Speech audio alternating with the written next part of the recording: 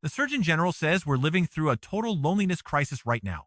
1 in 4 adults feels completely cut off and alone. But for you, the isolation was a choice.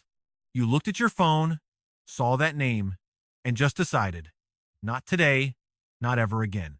And nobody talks about the aftermath. You don't feel lonely or broken.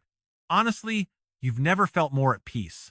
So, when did this shift actually start? When did you become the person who can walk away without ever looking back? You weren't always this guarded. There was a time when you were the one everyone leaned on, the friend answering calls at 2 in the morning. You were the family member constantly exhausting yourself just to keep the peace. The partner who soaked up everyone's drama like a sponge. You were the first call when things hit the fan. And you shift. You showed up every single time. You heard the same venting and gave the same advice only for them to ignore it until one day everything changed. You didn't pick up the phone, and the world didn't end. It just got quieter. That wasn't a moment of weakness. Your brain was actually doing exactly what it was wired to do for your survival. Psychologists have a specific term for this. Dr. Stephen Porges calls it the polyvagal theory. Your nervous system has different settings, and one of them is built specifically to protect your inner peace. When you've been drained one too many times by people who take more than they give, your brain stops asking for permission. It flips a switch. It moves you out of social mode and into what experts call a dorsal vagal shutdown.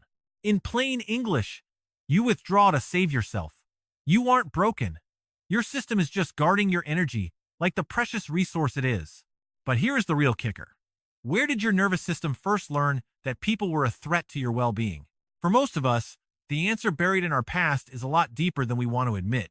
Maybe you were the kid who learned to read the room before you ever learned to read a book. You spent your life scanning your parents' faces the second they walked through the front door. You realized early on that one person's bad mood could poison the entire atmosphere of your home. Psychologist Murray Bowen called this emotional cutoff. It happens when a child learns that being close to someone always has a hidden cost. You grew up thinking that love and chaos were just part of the same package deal. So you adapted. You became the one who could feel the tension in the air before a single word was ever said. You discovered that the only place you were truly safe was when you were finally alone. Now, as an adult, that same instinct flares up whenever someone gets too close. It's not a character flaw. It's a survival map your younger self drew just to get through the day. But this is where it gets complicated. There's a massive difference between protecting your soul and building a fortress that keeps the whole world out. Let's be honest. Not all cutting off is the same, and some of it can actually hurt you. The Centers for Disease Control says long-term isolation spikes your risk of heart disease by 29%. It jumps your stroke risk by 32%. This isn't just an emotional weight, it's a physical one. But what they forget to mention is that being around the wrong people is just as toxic to your health. So, how do you spot the difference? Walls shut everyone out, the good and the bad, because they're built on fear. Boundaries are different. They're selective, and they're built from a place of deep self-awareness. If you cut someone out and suddenly felt like you could breathe again, that's a vital piece of data. If walking away brought you peace, that isn't loneliness. That is you finally choosing protection over performance. The real question isn't whether you should let people in. It's about who actually deserves a seat at your table. And the truth is, you probably already know exactly who those people are. You've been paying attention to their patterns for years. There's something fascinating about people who choose to walk away. You don't do it for no reason. You do it because you've become incredibly sharp at spotting the warning signs before the cycle repeats. That friend who only texts when they need a favor? You saw through that by month 2. That relative whose compliments always feel like a trap? You mastered their rhythm a long time ago. That person who overwhelms you with affection and then vanishes? You predicted the end before it even started.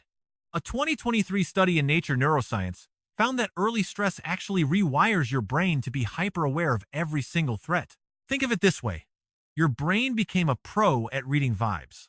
Scientists at the University of Iowa found your frontal lobe.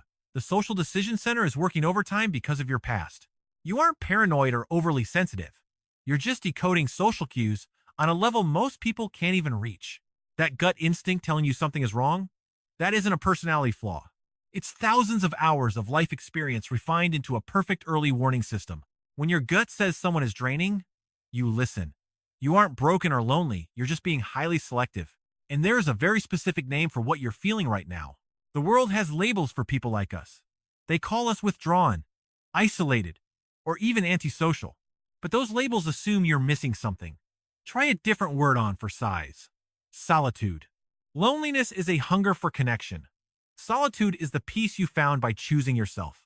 You aren't sitting there hoping for a text. You're in your own space, finally able to hear your thoughts. Your phone stays quiet, and that silence feels like a massive relief, not a rejection. People who don't get it will claim you're just hiding. But you know better. You aren't running away. You're moving towards something: clarity, peace, and a version of you that doesn't exist in the noise. That's called a sanctuary. If you're watching this and wondering if you're weird, please listen closely. There's nothing wrong with you. You aren't cold or heartless, and you definitely aren't unable to love. You just learned the hard way that not everyone earns the right to touch your energy.